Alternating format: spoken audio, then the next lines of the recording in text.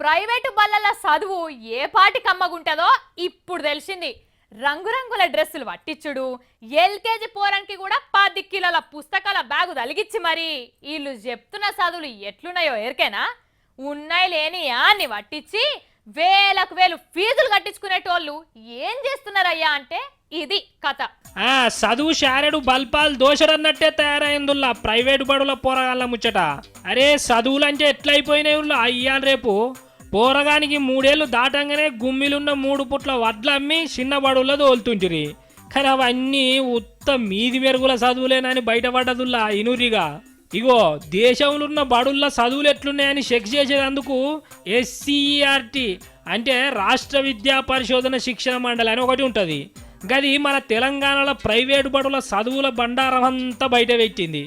అసలు ఈ బడుల్లో చదివేటోళ్లకు సగం మందికి అంటే 50% మంది పోరగాళ్లకు తెలుగు రాసుడే వస్తలేదట. అట్లని ఇంగ్లీష్ వస్తుంది అనుకుంటారా ఏంది? అది కూడా వస్తలేదట. 10 చదివే పోరగాళ్ళకు అయినా ఎక్కాలొత్తలేవాట. అందాకెందుకుల్లా 4 మామిడికాయలు 6 జామకాయలు కలిపితే ఎన్ని అవుతాయిరా వారి అంటే మొత్తం నెత్తే గోక్కుంటారట. అంటే చూడుర్రి ఎంత చదువు చదివినా కూడికలు తీసివేతలు కూడా అత్తలేవాట. గట్ల పాడుపడ్డాయి ప్రైవేటు బడుల్లో చదువులు.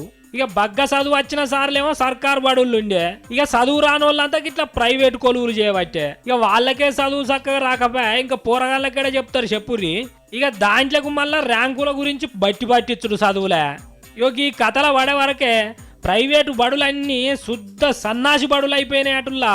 మరి సర్కారు బళ్ళన్నా మంచిగా ఉన్నాయంటే అది లేకపా. చక్కగా చదువు వచ్చే సార్లు ఉన్నాడా ఇంకింత ఆగంగానే ఉండే వ్యవహారం. మరి ఎందుకు ఇట్లయితుందో సర్కారు ఆలోచన చెయ్యాలి. లేకపోతే తెలంగాణ చదువులు అనగానే అంత తాలు చదువులు అనుకునే కాడికి వస్తుంది మరి.